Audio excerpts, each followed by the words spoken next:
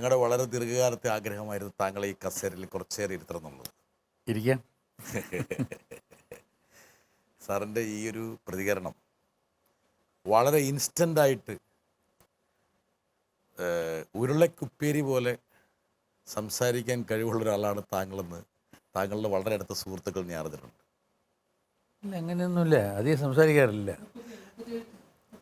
ഒരു 2 സെക്കൻഡിൻ്റെ പോസ് പോലും ഇല്ലാതെ ഇൻസ്റ്റൻറ്റ് വിറ്റ് ജനറേറ്റ് ചെയ്യാൻ ലൊക്കേഷനിൽ പെട്ടുന്ന ഏക നടൻ മധുസാർ അന്ന് താങ്കളോട് അഭിനയിച്ച ആൾക്കാർ പറയും. അതെയോ? അല്ല അല്ല, ആണോ അല്ലെന്ന് ബാക്കിയുള്ളവരോടുള്ള തീരുമാനിക്കുക. അതെ വിലയൊക്കെ പറഞ്ഞിരിക്കാം വല്ലപ്പോഴും. അതെ, വല്ലപ്പോഴും അല്ല, മിക്കവാറും സമയങ്ങളിൽ. അതെയോ? ഞാൻ അങ്ങനെ ഒരാളെ ഇവിടെ കൊണ്ട് നിർത്താൻ പോവാ. അപ്പോൾ നിർത്ത്. മധു സാർ ക്വൈറ്റായിട്ടുണ്ടല്ലേ, വിശ്വസിക്കേണ്ട. ഭയങ്കരമായിട്ട് ഞങ്ങളെ ചിരിപ്പിക്കും. അവർ ചിരിക്കില്ല, ഞങ്ങളെ ചിരിപ്പിക്കും. അവർ ഇങ്ങനെ ഇരിക്കും. അങ്ങനെ ഇപ്പോൾ കണ്ടല്ലേ, അത് തന്നെ. അങ്ങനെ ഇവരെ ഒരാളുടെ സ്വഭാവം അങ്ങനെയാണ്, കാണുന്നത് കൊണ്ടും അവരുടെ ശരിക്കുള്ള സ്വഭാവം. മറ്റുള്ളവരെ ചിരിപ്പിക്കാനുള്ള സിദ്ധി. അതിനുശേഷം ഇതേപോലെ സാറ് വളരെ ഒന്നും സംഭവിച്ചിട്ടില്ലാത്തതുപോലെ സാർ ഇരിക്കും. ഇത് രണ്ടും മനഃപൂർവ്വം ചെയ്യണതല്ല, ഓരോരുത്തരുടെ സ്വഭാവമായിരിക്കും. It comes by it self.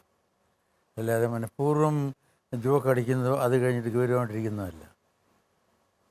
ചില വേദിയിൽ സാറിനൊപ്പം അപൂർവം പങ്കിടാനുള്ള അവസരം ഉണ്ടായിട്ടുണ്ട്. സാർ ആ വേദി അനുസരിച്ച് കൃത്യമായിട്ട് ആരെങ്കിലും സംസാരിക്കുന്നതിൻ്റെ കറക്റ്റായിട്ടുള്ള മർമ്മം എടുത്ത് വെച്ചിട്ട് പ്രതികരിച്ചാണ് സാറ് പോകുന്നത്. ശരിയായിരിക്കും, വേണമല്ലോ അല്ലേ.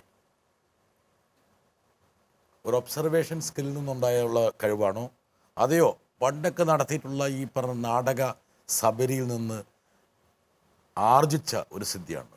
അല്ല, കുറേയൊക്കെ അങ്ങനെ ആർജിച്ചിട്ടുള്ളതാണ്. പിന്നെ ഈ as A student of drama ഈ ഒബ്സർവേഷനൊക്കെ ഒരു സബ്ജക്റ്റാണ്. ട്രെയിനിങ് ഉണ്ട് അതിന്, ഒബ്സർവ് ചെയ്യുന്നതിന് തന്നെ. ഈ ഒബ്സർവേഷൻ ഒരു സബ്ജക്റ്റാണ് ഈ ഡ്രാമ സ്കൂളിൽ. ഒരു പക്ഷേ അവിടെ നിന്നും കുറേയൊക്കെ കയ്യിൽ കിട്ടിയിരിക്കാം. പിന്നെ ആരോ പറഞ്ഞാൽ ഇതെല്ലാം നമുക്ക് കുടുംബപരമായിട്ട് കിട്ടുന്ന ചില സിദ്ധികളുണ്ട്, കൈമാറി വരുന്ന ഉണ്ടായിരിക്കാം. ജീവിതം എന്ന് പറയുന്നത് ആകസ്മികതകളുടെയും അപകടങ്ങളുടെയും ഒരു കൂമ്പാരമാണെന്ന് പലരും പറയാറുണ്ട്. പക്ഷെ മധുസാറിൻ്റെ ജീവിതം അങ്ങനെയല്ല. ഒരു അഭിനേതാവാകണമെന്ന് താങ്കൾ നേരത്തെ തീരുമാനിച്ചു.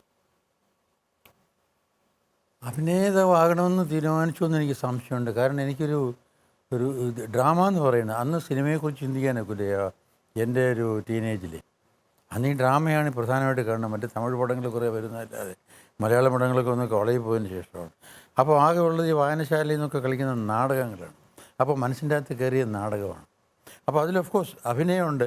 പക്ഷേ എന്നാലും എനിക്ക് പലപ്പോഴും തോന്നാറുണ്ട് ഈ നാടകം ഉണ്ടാക്കുന്ന കാരണം ആക്ടറെക്കാളും ഡയറക്ടറെക്കാളും പ്രൊഡ്യൂസറുണ്ടല്ലോ, നാടകത്തിൽ രണ്ടും ഒന്നാണ്. അതെ, അതായിരുന്നു എൻ്റെ മനസ്സിലുണ്ടായിരുന്നത്. The maker of drama I mean on the stage, അതായിരുന്നു മനസ്സിലുണ്ടായിരുന്നത്.